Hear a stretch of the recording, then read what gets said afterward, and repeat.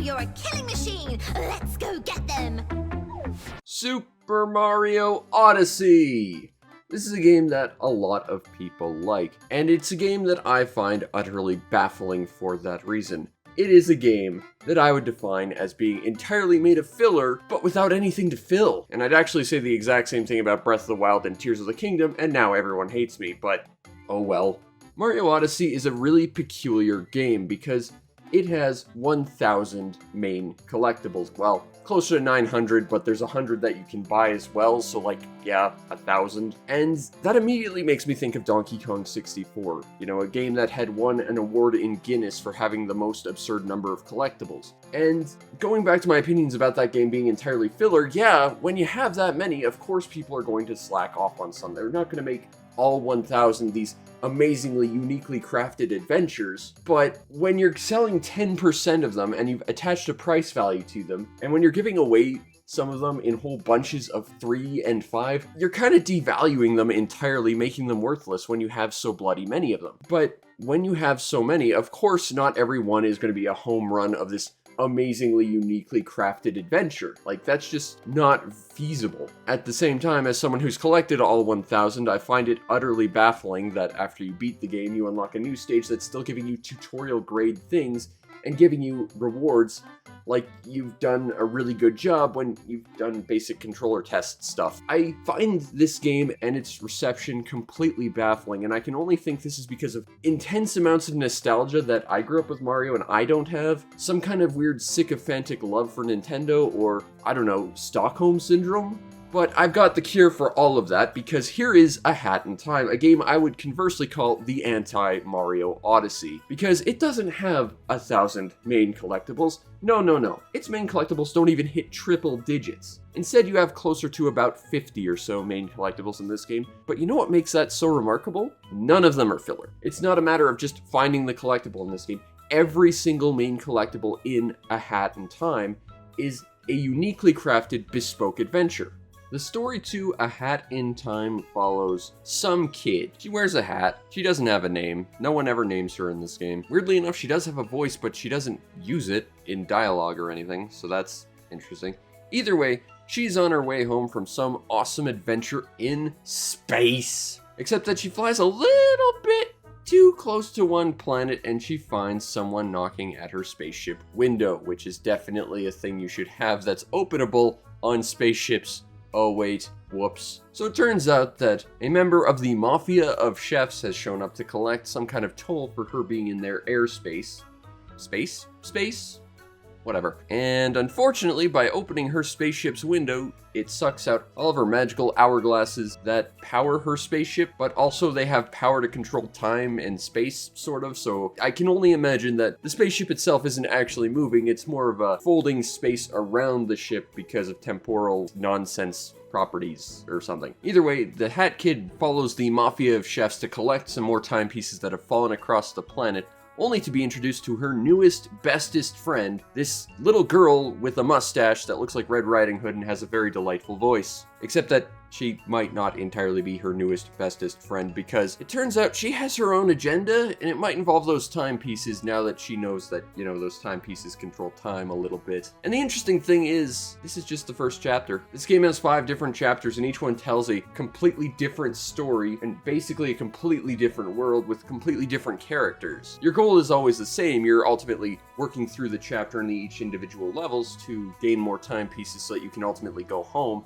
and allegedly defeat your newest, bestest friend, who is the little Red Riding Hood girl with a mustache, who kind of just disappears after the first chapter. She even shows up at one point and says that the Hat Kid's probably done a lot more than her, which is true because we haven't seen her do anything over the course of the game, really. But it's interesting to see that the game sets up a very strong core premise and then just says, okay, now let's see what all these other stories are around in all these different areas. It never loses focus on the core, which is getting the timepieces back. That's always the cheese that's leading you through the maze, so to speak. But the game is more than happy to present you with completely different stories about completely different characters with completely different lives. The second chapter is about a war between 2 filmmakers vying for ultimately the greatest award for filmmaking of the year. And you have to pick a side. Well, you pick both sides, but based on your efforts for both sides and the various quests that you do, you raise their popularity, and you ultimately decide who wins through that. And that's just brilliant. The third chapter, likewise, is completely different. It's a completely different story about completely different people, and it sets you down a completely different path with a different set of missions than any other chapter before it. The story to this game is brilliant, and I'm glad it allows the game to breathe and tell all these interesting stories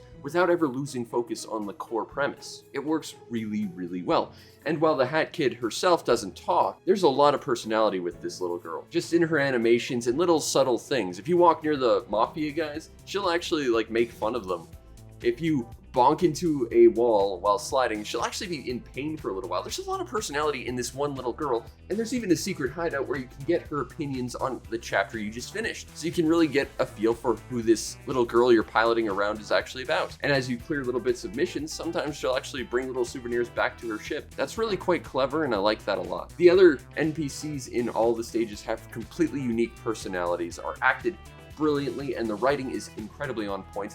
There is not a level in this game I did not play that I didn't get a laugh out of. Seriously, it's a very goofy written game, and it's delightful, and I love it. Overall, the story to A Hat in Time is very, very silly, very, very fun, and it knows exactly what it is and what it wants to be. The gameplay to A Hat in Time is a really well-polished 3D platforming collectathon type game. You start by selecting your world by going to various locations in your spaceship, selecting the chapter, selecting what piece of the chapter you're going to take part in, and you're sent into the world to go have an adventure. Every single level is completely unique and interesting, and I mean that in a very varied sense. Every single level gives you completely different themes, objectives, and ways to go about it. In one level, you might be playing Floor is Lava.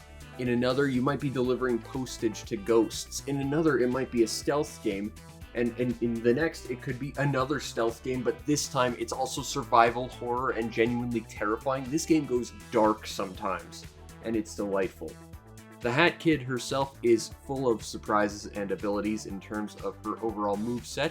She can run, she can jump, she can double jump, she can dive jump, she can triple jump from that dive jump, which doesn't give her all that much height, but it lets her make some small adjustments. You can pretty much get anywhere on the map you want to with her very, very basic moveset. But you can also expand that moveset by collecting hats. The hats in this game are kind of an important mechanic, but honestly, it's one of the weaker aspects of the game, I think. Effectively, over the course of the game, you can find several sets of individual specialized threads that you can craft into specific hats. Thread A will create hat A. Thread B will create hat B. If you already have hat A or hat B and you collect one of those threads, it'll become a generic thread that you can put towards hat C down the line. It's really quite cool, although I will say that the collecting aspect of these threads is a little bit weird. By the end of the second level, I already had every hat unlocked, and I was still collecting threads left, right, and center, and they just had no purpose. You don't use them to actually upgrade the hats once you get them. It's just we decided to include so many extra threads just to make sure everyone got every single hat in the game. And it feels a little scattershot and overwhelming by design. There's just way too many that are there for very little reason other than a failsafe to make sure you do get every single hat. And once you get the hats themselves, they are largely underwhelming unless you've got one you really, really like for how it looks. Pretty much every hat minus the sprint hat, which permanently allows you to run around, or if you buy an upgrade pin, allows you to ride a scooter. They do one thing that's to interact with one bit of the environment, and then they're otherwise just sort of unused, which is why I stuck with the sprint hat primarily, just because that had utility use, which just made it a flat out better hat than your starter, which did nothing. One of the hats will let you destroy specific crates, boxes, and other objects, but unless you're collecting little collectible money units, it's otherwise kind of not used. There's an ice hat that'll turn you into an ice statue, but only on specific platforms that will then catapult you across the level, and otherwise is completely useless. You'll get a hat that lets you see ghost platforms, but those are incredibly few and far between, so unless you specifically need that, it's unused. Lots of times your hat is really just there for cosmetic reasons, and honestly it feels like an underutilized mechanic and not terribly well thought out. If, for example, you could go and collect all those extra threads and then upgrade the hats you have to have more utility use, that would make a lot more sense, but as it stands, they're just sort of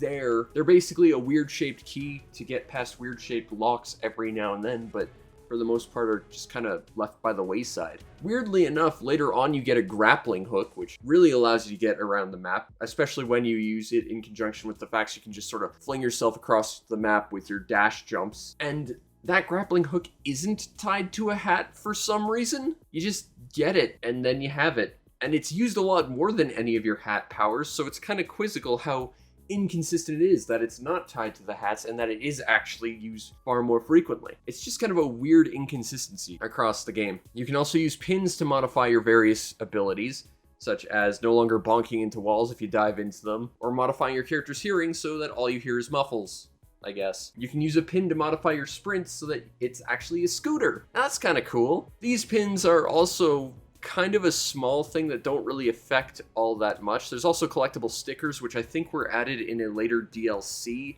that I never really ran into any other stickers, honestly.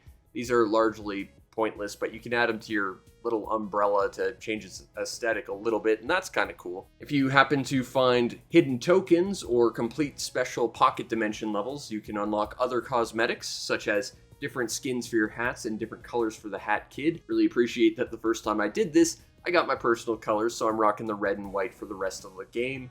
That was a lot of fun and rather personally cool to me. So it's cool there are some amounts of personal customization.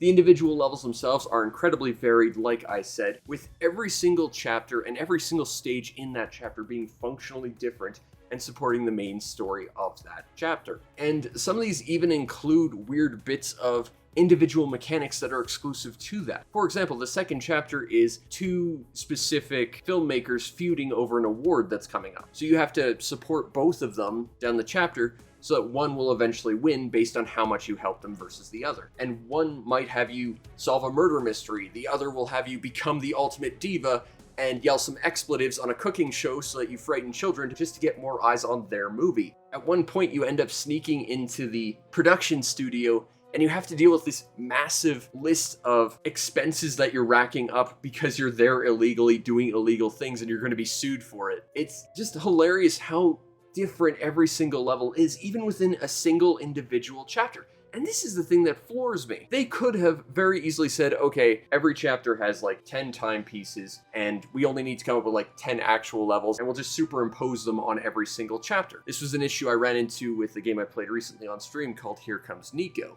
It was a game where every single level is different, but they had the exact same repetitive missions in it. Whereas in this game, it's actively challenging you to not only have brand new experiences and adventures with every single chapter, they're actively getting harder as time goes on. Yeah, you can do them out of order to a point, but it does feel like there is a nice steady difficulty curve that is actively challenging you to get better and learn more about your abilities and think about different ways you can use them in regards to the specific mechanics and events going on around you. There's even secret hidden stages that are unlocked by completing previous challenges that then secretly appear in stages. You have to kind of search them out, and they are either some kind of platforming execution challenge that feels ripped straight from Super Mario Sunshine, complete with like the square sort of rolling pin with the spikes coming out of it platform. Just, that's 100% Mario Sunshine right there. Or you'll have collection challenges where you have these individually placed 3D rooms where you have to collect certain objects, and when you collect enough, you can move on to the next one.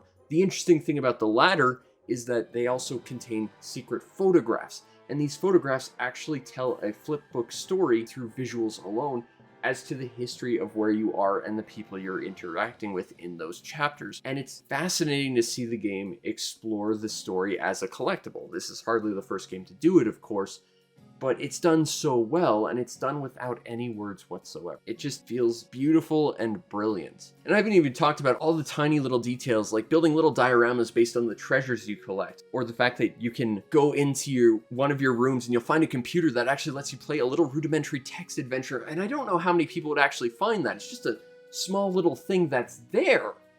But the fact that there's something there if you want to go look and inspect everything and see all the goofy little comments on every single thing, it shows how much effort was put into this world and how much detail is there and how much they really want you to enjoy yourself.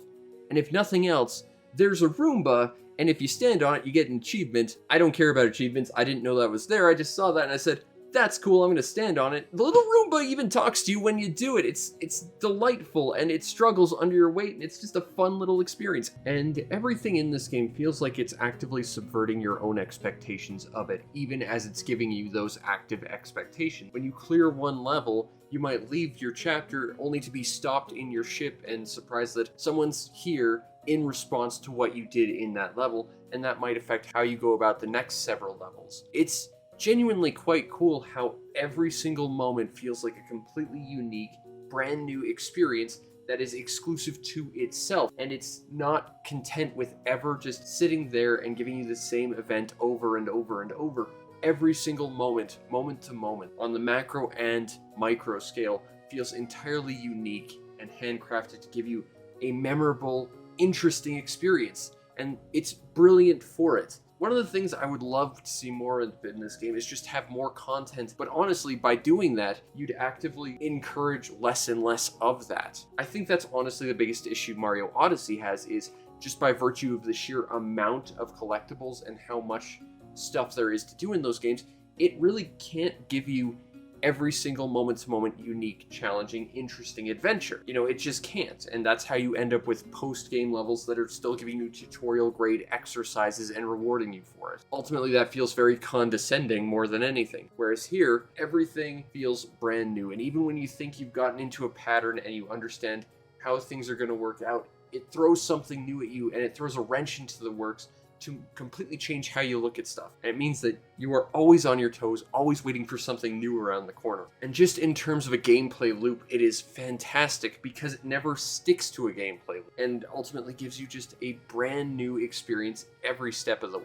And that's brilliant. And like I said, every single one is an experience. This is something I take very personally into games because one of the biggest things I ask myself when I think about games is what kind of experience does this provide with? And when I think about Mario Odyssey, all I think is just, it's a blur of very, very safe, very bland nonsense. It looks fine, it plays fine, but aside from one moment where the tone completely shifts out of nowhere for a brief moment, it's entirely unremarkable. It plays fine, but it's just, there's nothing special about it, and I barely remember it, aside from the fact it was just a mind-numbing waste of time. Whereas A Hat in Time decides to do the complete opposite and say, okay, we have like 50 collectibles. What are 50 completely unique experiences we can handcraft for you right now to make every single stage memorable and something that you'll think of fondly when you think of our game? That is what A Hat in Time is in terms of gameplay, and it's amazing for it. Everything about A Hat in Time to me seems so remarkable, you know? And this is,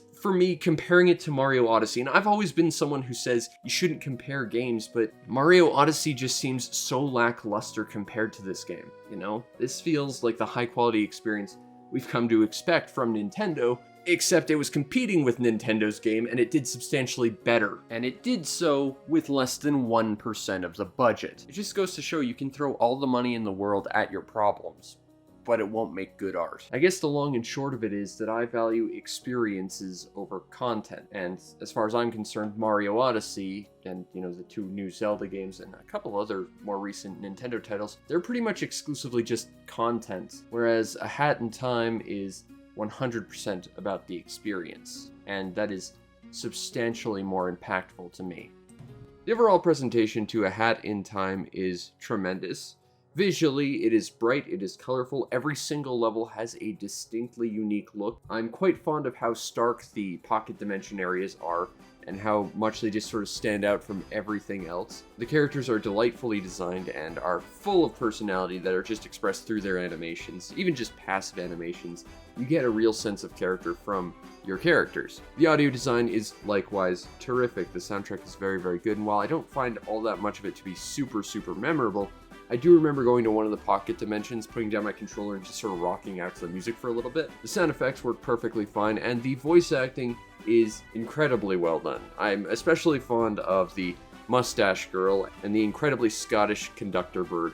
Whenever he talks, I just lit up with a big smile. He's just so well voice acted. This movie studio is too big for the both of us, DJ.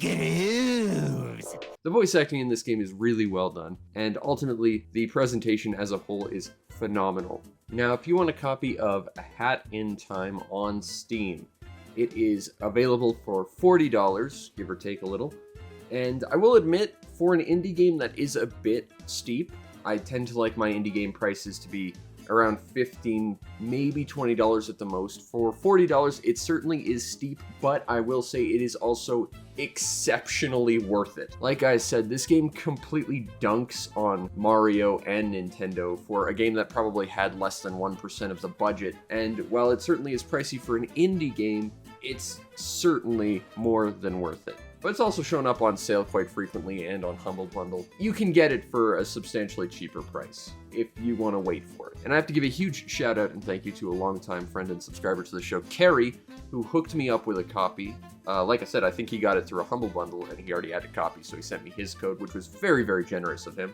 You should go check out his channel. He does all sorts of gameplay stuff. He's even got a podcast going on that's, I think at some point I'm going to do something with him on that.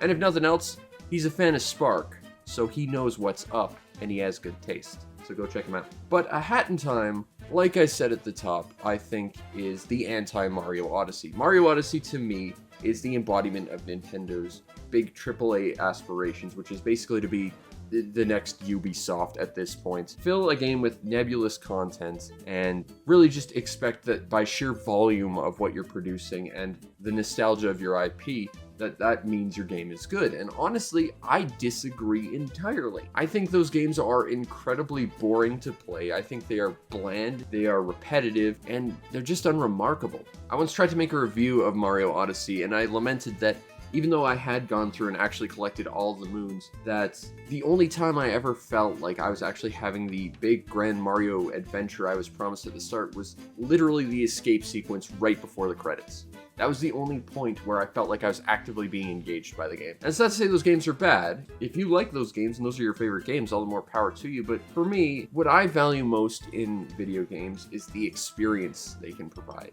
And games like Breath of the Wild, games like Tears of the Kingdom, games like Super Mario Odyssey don't provide me much of an experience. They provide content, a nebulous thing you can engage with, or try to at least, and just by virtue of the fact that it's helping to while away the hours of your very short life, you know, that is supposed to be enough. And I've come to expect more. I have come to want more out of my games. I want something memorable. I want something interesting. I want something well thought out that provides an experience to the player that you can't get anywhere else. And whereas Mario Odyssey is content, A Hat in Time is a real experience.